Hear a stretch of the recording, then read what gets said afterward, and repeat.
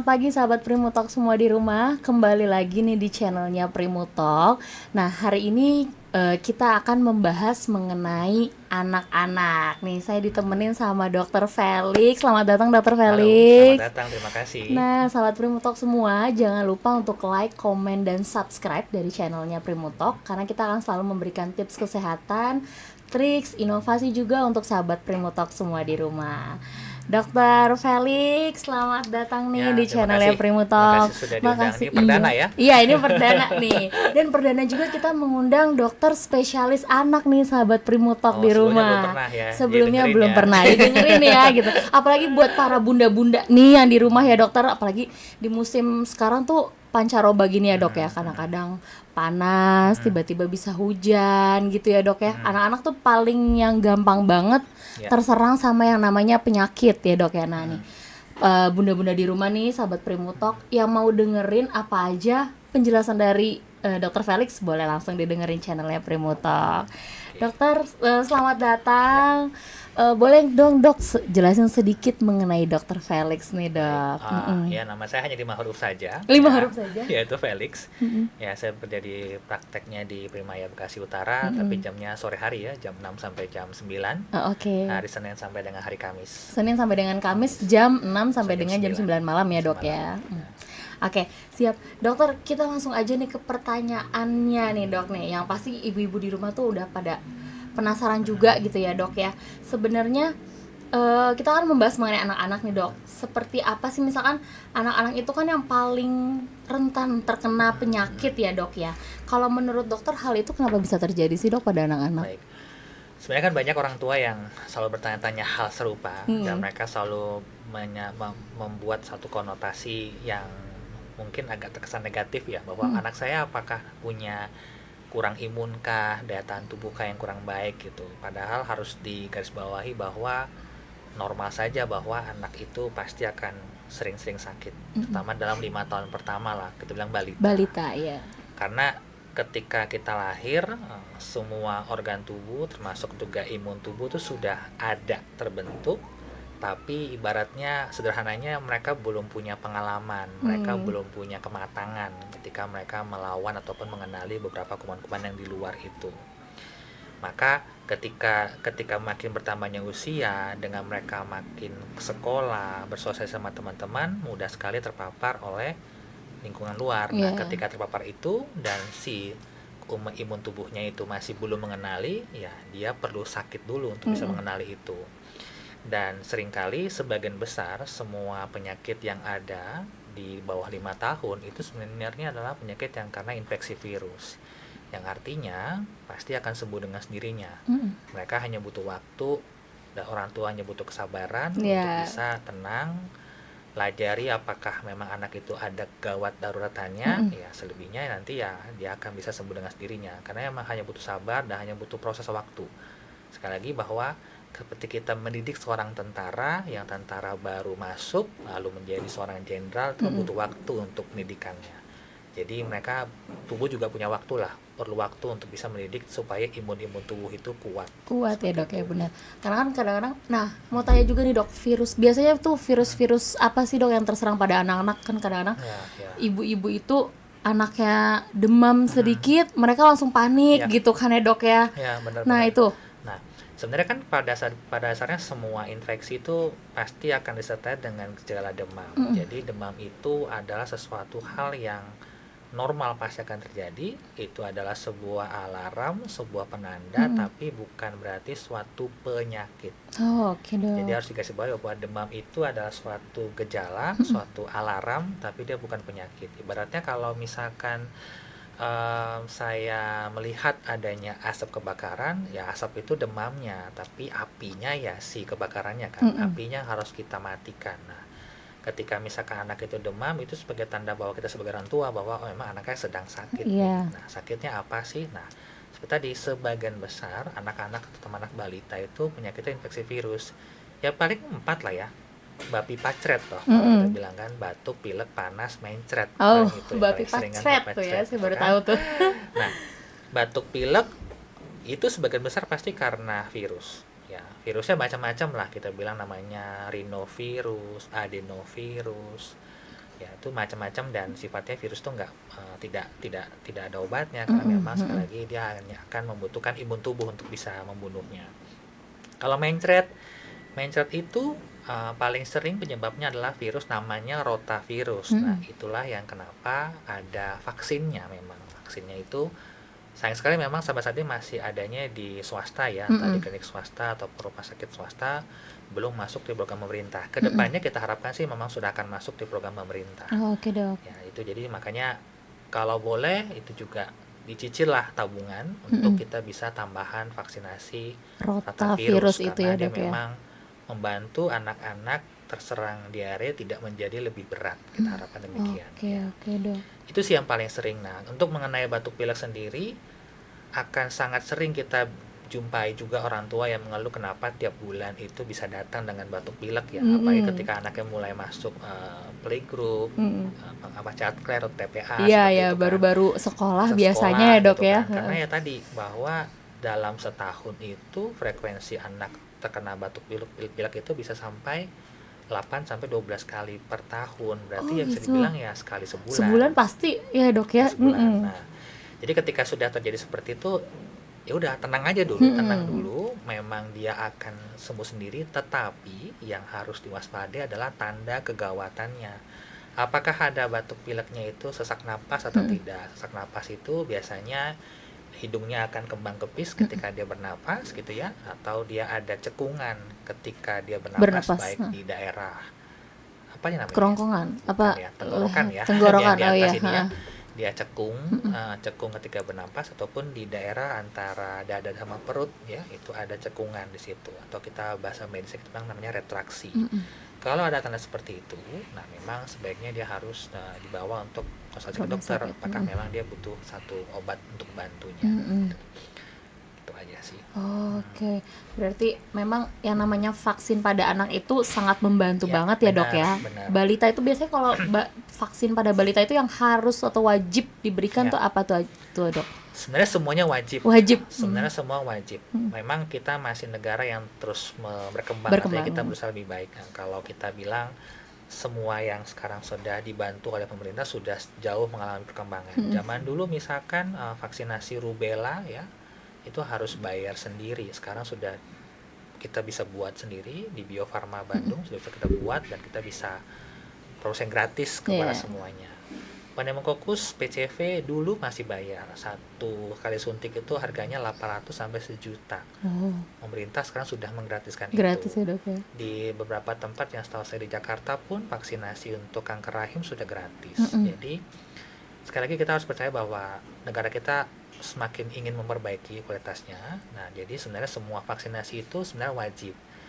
Dalam tanda kutip banyak di masyarakat salah kaprah bahwa vaksin yang di fase 1 itu wajib, sementara di luar fase 1 itu tidak wajib. Sebenarnya itu yang harus kita bahas sama-sama ya, bahwa bukan wajib bahwa di luar itu tidak wajib atau tidak harus ya, tapi wajib itu artinya pemerintah ini sudah menggratiskan loh. Pajak kita tuh udah dibayar untuk kesehatan anak-anak. Dikasih gratis. Masa kamu nggak mau sih? Makanya diwajibkan lah, ayo dong supaya pemerintah tuh udah mewajibkan, kamu datang lo gratis, kamu nggak usah bayar supaya anak-anak itu nggak sakit lagi. Nah memang di luar itu yang belum masuk ke sana ya memang bayar. Tapi kenapa pemerintah mengutamakan seperti vaksinasi dasar ya, kita bilang kayak BCG, difteri, pertussis, tetanus, pneumococcus, campak, rubella, karena mereka memang sampai saat ini ketika sakit bisa menimbulkan komplikasi yang sangat berat ya. Dan komplikasinya bisa sampai kematian seperti itu. Jadi kita tidak mau, lebih baik kita memberikan anak vaksin yang gratis ya. Kalaupun anak itu demam ya wajar lah, namanya ya, juga, Dok, ya. Kita juga dulu vaksin dewasa juga vaksin COVID juga mengalami demam kan, hal-hal serupa. Jadi para anak-anak ya wajar-wajar saja ketika mengalami demam pasca vaksinasi. Iya benar, karena kadang-kadang ibu-ibu tuh suka, aduh karena anak saya divaksin ini nih, abis itu langsung demam, langsung kayak gitu. Padahal itu sebenarnya wajar ya, Dok, wajar terjadi ya, Dok. Jadi jangan takut gitu ya, Dok, ya. Kadang-kadang kan memang dari orang tua sendiri gitu kan ngomong bahwa makanya jangan divaksin ini dong, tuh anaknya jadi demam, jadi kurus gitu kan, kadang-kadang suka ada yang gitu tuh dok. Padahal nggak ada hubungannya ya antara vaksin sama kurus gitu. Iya kurus tiba-tiba, padahal tadinya mau nafsu makan, tuh abis kamu vaksin jadinya benar nggak ada hubungannya. Nggak ada hubungannya padahal ya dok. Dan sebenarnya juga salah kaprahnya lagi bahwa ketika anak itu kurus, anak itu tidak mau makan, yang disalahkannya penyakit gitu. Iya benar dok. Padahal 60-70% anak itu berat badannya kurus turun, atau nggak menambah-nambah lah ya, itu ya memang karena asupan makannya kurang. Nah sisanya baru kita pikirkan karena dia penyakitnya.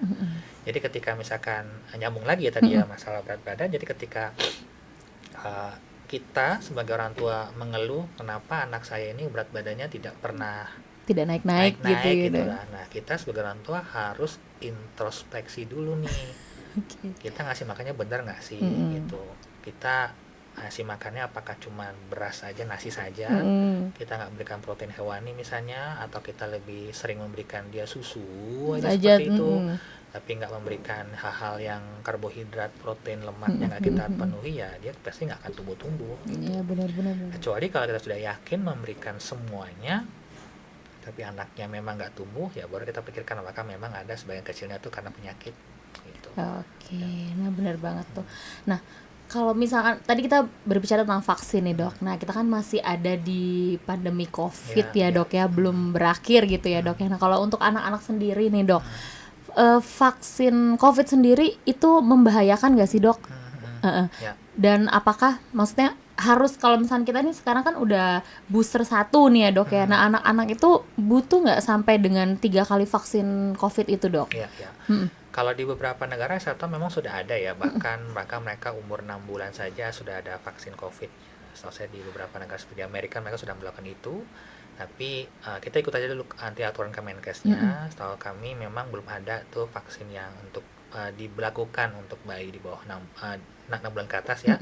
Belum ada program itu, dan program booster juga setahu saya juga belum ada ya. Jadi nanti kita ikuti sekarang Kemenkes, tapi pada dasarnya semua vaksinasi itu pada dasarnya baik ya dok. Dan ya mungkin bahasa kita vaksinasi itu ikhtiar kita sih ya, ikhtiar kita untuk ya supaya kita nggak lebih sakit lah. Iya, untuk menjaga imunitas tubuh juga ya dok ya, biar tidak terserang penyakit gitu. Oke, siap.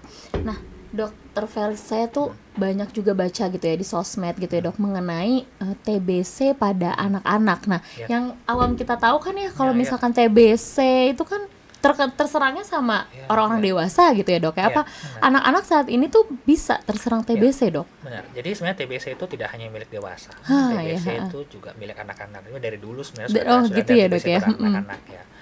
Nah TBC anak-anak itu seringkali tapi selalu dikambing hitamkan pada semua anak yang suka batuk-batuk dan mereka yang berat badannya kurus. Jadi ketika mereka datang ke dokter dengan keluhan berat yang nggak naik, batuk-batuk terus, selalu bilangnya anak saya TB atau bukan. TB pada anak itu agak tidak, kita harus pelan-pelan mendiagnosa TB pada anak. Artinya pelan-pelan dalam artian kita nggak bisa bilang, seringkali mungkin dalam satu pertemuan kita nggak bisa bilang bahwa anak itu TBC. Kita butuh waktu beberapa pemeriksaan. Nah agak beda sama dewasa. Dewasa karena kuman TBC pada dewasa itu cukup banyak gitu ya, sehingga mereka bisa lebih mudah untuk deteksinya dengan cara tes dahak ataupun dengan Rongsen. Kalau pada anak-anak kita mengutamakannya dengan namanya tes tuberkulin, atau kalau di awam mungkin di masyarakat lebih kenalnya namanya tes Mantoux ya. Tes Mantoux yang disuntikan di bawah kulit pada bagian tangan, yaitu nanti ketika dia positif akan dibaca dalam 2-3 hari kemudian, atau 42 jam, 48 jam sampai 70 jam kemudian setelah kita suntikan dia akan muncul kemerahan apa tidak di lokasi itu. Ketika dia muncul baru kita katakan bahwa anak ini mungkin memang terinfeksi TBC. Lalu nanti kita ada beberapa gejala-gejala lain yang nantinya akan dimasukkan ke scoring TB. Scoring TB pada anak kita ada skornya. Kalau misalkan skornya itu lebih dari 6, boleh kita katakan dia itu TBC pada anak. Nah, jadi kalau misalkan dalam sistem scoring itu memang ada gejala berat badannya gitu ya. Berat badannya itu tidak naik-naik ya. Tapi kembali seperti saya jelaskan, ditekankan di awal, sebelum kita bilang anak kita itu berat badannya tidak naik tidak karena naik. TBC, pastikan dulu kita sudah memberikan makan yang baik juga Iya, pada anak kita. pastikan nutrisinya juga Tercukup. gitu ya Nah, dok ya, benar, tercukupi. juga. Dan ketika kita berpikir batuk-batuknya itu berulang, pikirkan dulu nih apakah sebenarnya batuknya itu karena iritasi atau karena misalkan alergi misalnya. Jadi ternyata anaknya suka batuk-batuk nih karena ya lingkungan keluarganya Perokok, maaf ya lah, kan, ayahnya, kakeknya merokok seperti itu. Ya wajar dong kalau misalkan anaknya juga mempunyai keluhan batuk-batuk yang berulang seperti itu. Nah, atau lingkungannya yang tidak higienis, makanya juga anak kan punya iritasi pada saluran pernafasan ya, sehingga dia akan mudah-mudah batuk. Singkirkan dulu semua itu, baru nanti kita pikirkan ke TBC. Jangan semua anak-anak yang beratnya kurus TBC dok, jangan sampai semua anaknya berat badannya nggak naik TBC lagi, batuk-batuk lama TBC. Catatan juga ketika misalkan orang dewasa sudah pernah atau sedang terapi TBC, sudah menjadi suatu kewajiban saya rasa bahwa orang tua itu harus periksakan anaknya. Oh gitu ya dok ya. Dewasa menularkan, tapi kalau anak-anak tidak menularkan dikatakan. Jadi kalau misalkan seorang dewasa, orang tua kita katakan dia itu sakit TBC oleh dokter penyakit dalam, dokter paru didiagnosis seperti itu, anaknya harus wajib saya bilang dibawa ke dokter untuk tes apakah jangan-jangan anaknya sudah tertular. Sebaliknya, ketika misalkan kami temukan sebagai dokter anak, kami temukan anak itu sakit TBC, bapak ibu orang dewasa yang di rumahnya harus juga diperiksa, mencari tahu siapa penularnya. Jangan sampai malah orang tuanya menularkan, dan akhirnya takutnya nanti orang tua itu menularkan kepada anak-anak yang lain, ataupun anak tetangga lain lah ketika misalkan sedang berinteraksi. Jadi semuanya harus saling terbuka, jangan sampai nanti kita saling menyalahkan gitu, bahwa orang tuanya sakit TBC tapi tidak mau mengakui misalkan anaknya ternyata tertular dari dia misalnya. Jangan seperti itu. Jadi TBC itu di Indonesia masih tinggi, kita peringkat 3 atau peringkat 4 cukup tinggi lah, kita bilang cukup tinggi. Jadi harus kita berantas sama-sama. TBC bukan aib, TBC itu bisa diobati. Nah kalau misalnya untuk treatmentnya sendiri tuh dok, kan misalnya kalau TBC pada orang dewasa kan 6 bulan ya dok ya. Nah kalau untuk anak-anak sendiri sama sih, sama ya, sama 6 bulan. 6 sampai 12 bulan, rata-rata 6 bulan ya. 12 bulan itu kalau misalkan mereka TBC-nya di luar paru-paru, misalkan kita punya di sini beberapa kasus yang TBC-nya yang sudah ada juga ya dok ya. Di sini beberapa kasus yang terdiagnosa yang TBC-nya ke otak, TBC-nya ke perut. Nah mereka butuh pengobatan selama 12 bulan. Oh gitu. Oke, siap. Berarti memang harus terapinya juga harus rutin ya dok ya. Sampai dengan tapi TBC itu bisa sembuh ya dok? Bisa sembuh. Semua penyakit sebenarnya bisa sembuh ya dok ya. Benar. Nah dok, saya mau tanya, selain dengan TBC nih dok, ada juga yang saya dengar itu penyakit gagal ginjal pada anak ya dok ya.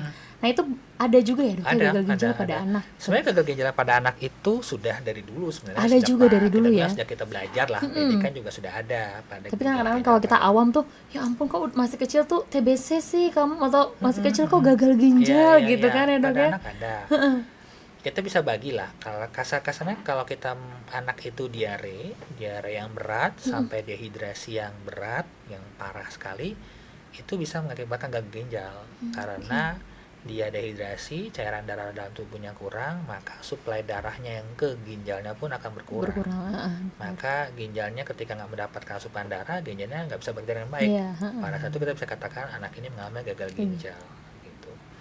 Dan itu juga yang kedua, ada juga memang anak yang mengalami gagal ginjal karena misalkan infeksi pada ginjal tersebut sehingga dia mengalami gagal ginjal. Atau yang ketiga, anak itu mengalami gagal ginjal karena misalkan suatu penyakit bawaan, suatu penyakit metabolik gitu ya, itu juga bisa. Faktor turunan apa bisa dok?